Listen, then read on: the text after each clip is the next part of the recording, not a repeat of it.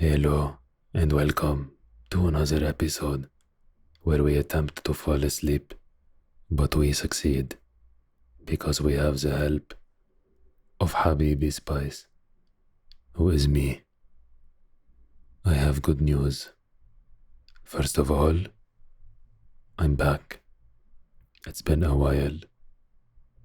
Second of all, I now have a Patreon where you can support this channel. You can send me hello, or you can send me, hey, I think you should read this. It would be nice. And I will tell you, I will think about it. But most likely, maybe I will not think about it. But it's worth a shot, no? So check it out. Patreon in the description. Now today we are going to be reading Meditations by Marcus Aurelius, which is a very popular book. Now I have not read this book before. Neither has Larry.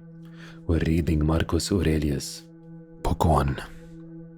Courtesy and serenity of temper I first learned to know from my grandfather Virus. Manliness without ostentation I learned from what I have heard and remember of my father. My mother set me an example of piety and generosity, avoidance of all uncharitableness, not in actions only, but in thought as well, and a simplicity of life quite unlike the usual habits of the rich. To my great-grandfather, I owed the advice to dispense with the education of the schools and have good masters at home in Satad, and to realize that no expense should be grudged for this purpose.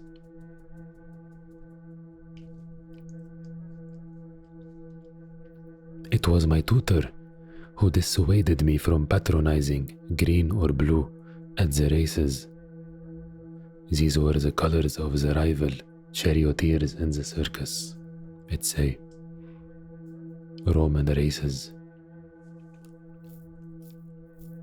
or light or heavy in the ring,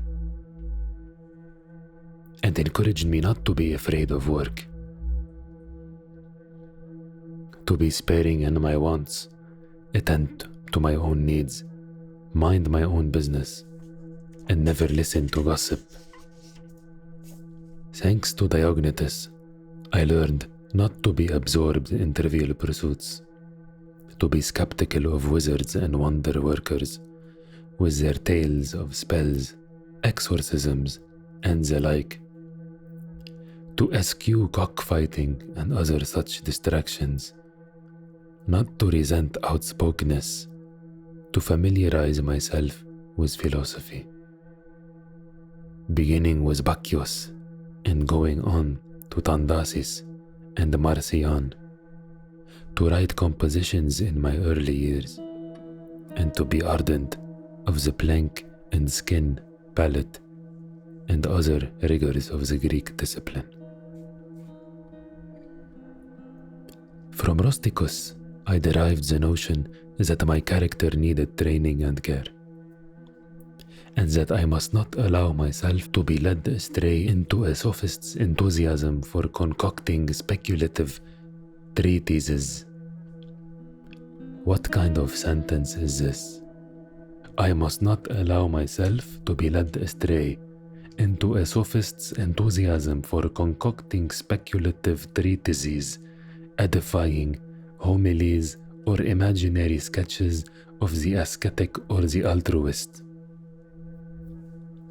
Top 10 best sentences I have ever read. He also taught me to avoid rhetoric, poetry, and verbal conceits.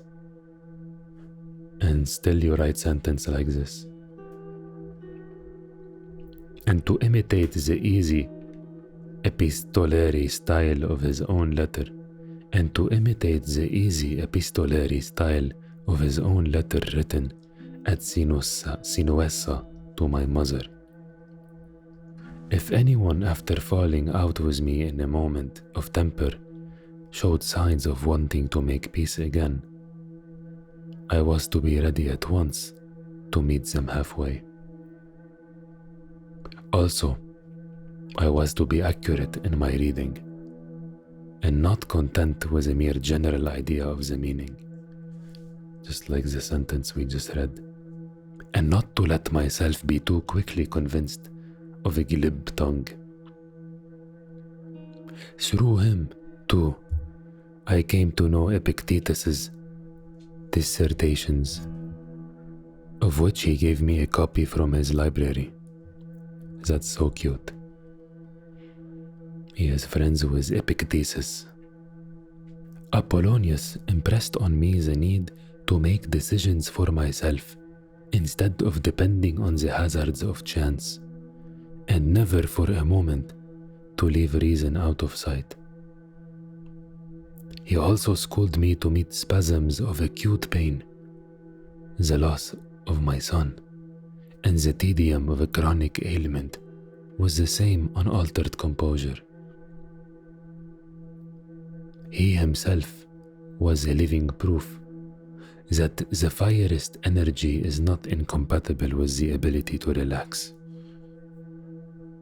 His expositions were always a model of clarity, yet he was evidently one who rated practical experience and an aptitude for teaching philosophy at the least of his accomplishments. It was he, moreover, who taught me to accept the pretended favors of friends without either lowering my own self-respect or giving the impression of an unfeeling indifference. My debts to Sextus include kindliness, how to rule a household with paternal authority, and the real meaning of the natural life, an unself-conscious dignity, an intuitive concern for the interests of one's friend, and a good-natured patience with amateurs and visionaries, the aptness of his courtesy. To each individual lent a charm to his society more potent than any flattery. Yet at the same time, it exacted the complete respect of all present.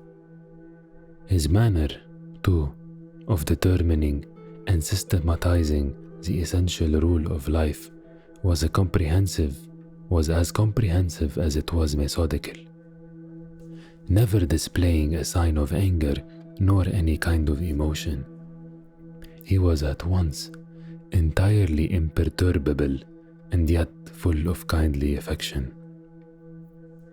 So stoic, his approval was always quietly and undemonstratively expressed.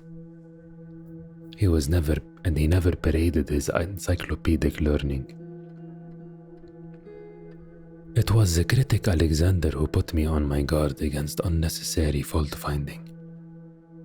People should not be sharply corrected for bad grammar, provincialisms, or mispronunciations. It is better to suggest the proper expression by tactfully introducing it oneself in. Say, one's reply to a question or one's acquiescence in their sentiments, or into a friendly discussion of the topic itself, or by some other suitable form of reminder. I love how this is like, don't correct someone directly, correct them indirectly. Okay. My life is changed. No, it's not. To my mentor Fronto, I owe the realization that malice, craftiness, and duplicity are the concomitants of absolute power, and that our patrician families tend, for the most part, to be lacking in the feelings of ordinary humanity. Concomitants is an amazing word used here. Alexander the Platonist cautioned me against frequent use of the words "I am too busy" in speech or correspondence, except in cases of real necessity. saying that no one ought to shirk the obligations due to society on the excuse of urgent affairs. What if I am too busy? What if I want to avoid going to? What if my friend tell me let's go watch a movie, but it is a Marvel movie? You think I'm going to waste time watch a Marvel movie? No. Habibi, I am too busy. I will not watch your movie with you. But it have 88% on Rotten Tomatoes. I don't care. I will have rotten brain if I watch more Marvel. Khalas Habibi, how many Marvel movies do you need? Can anybody tell the Marvel cinematic universe that it can cease to exist? Catullus, the Stoic, counseled me never to make light of a friend's rebuke, even when unreasonable, but to do my best to restore myself to his good graces, to speak up readily in commendation of my instructors, as we read in the memoirs of Domitius and Asinodotus, and to cultivate a genuine affection for my children. These are two different things. Habibi, do not make fun of your friend's struggle. Do not do this, do not do that, blah blah blah. And by the way, maybe you should like your kids. You should like your children. From my brother Severus, I learned to love my relations, to love the truth, and to love justice.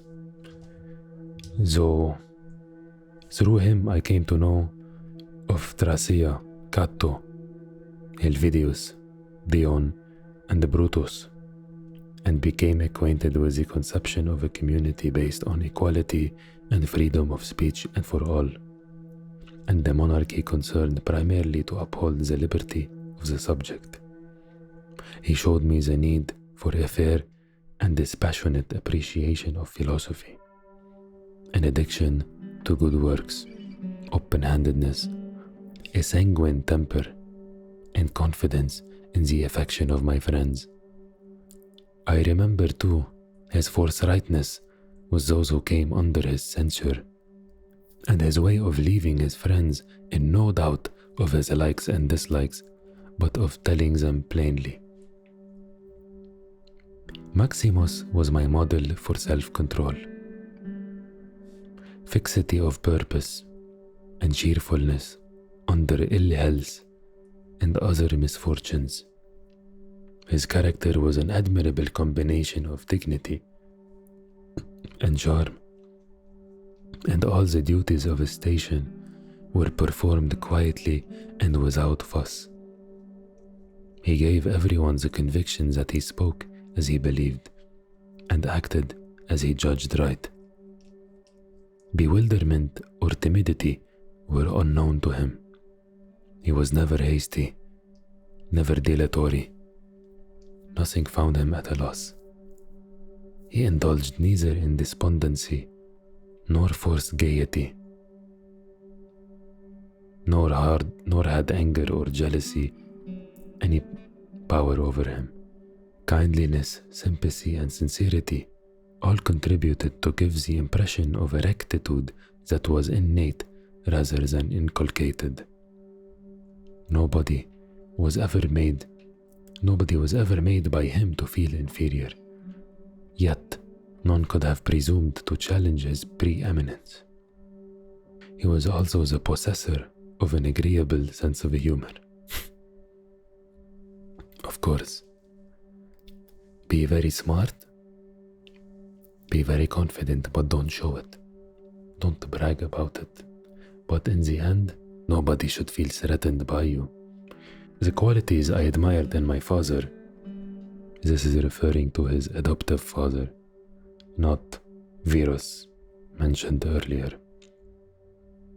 were his lenience, his firm refusal to be diverted from any decision he had deliberately reached, his complete indifference to meretricious honors, his industry, perseverance, and willingness to listen to any project for the common good.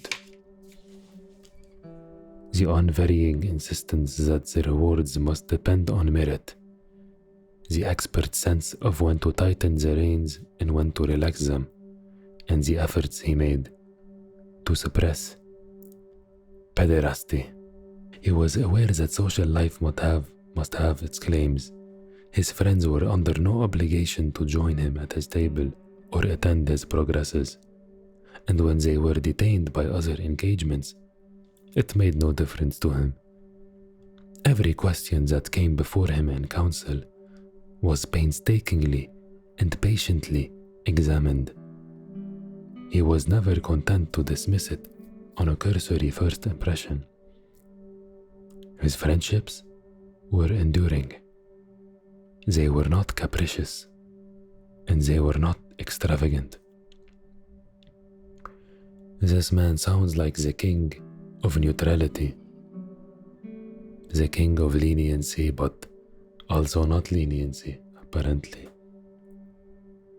He was always equal to an occasion, cheerful, yet long-sighted enough to have all his dispositions unobtrusively perfected down to the last detail.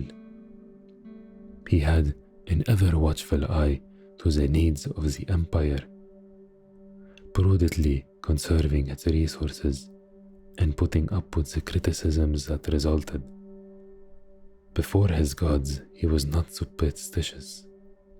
Before his fellow men, he never stooped to bid for popularity or woo the masses, but pursued his own calm and steady way, disdaining anything that savored of the flashy or newfangled. Did you hear of the newfangled iPhone? He accepted without either complacency or compunction such material comforts as fortune had put at his disposal. When they were to hand, he would avail himself of them, frankly, but when they were not, he had no regrets. He had quite a lot to say about his adoptive father. He's not even done yet. But we are done for today. Maybe now you are feeling sleepy, so you should make a decision, a very informed decision to go to sleep, right? Clever. Don't let the temptations of the exterior world tempt you to sway your decision into staying awake, because you are a good decision maker, like Marcus's adoptive father. Don't you want to be like Marcus's adoptive father? Come on. If you want to spend more time scrolling on your phone before you sleep, maybe use that time to buy my merch or to support me on Patreon. But don't go on social media. I trust you will make the correct decision. Yalla, good night.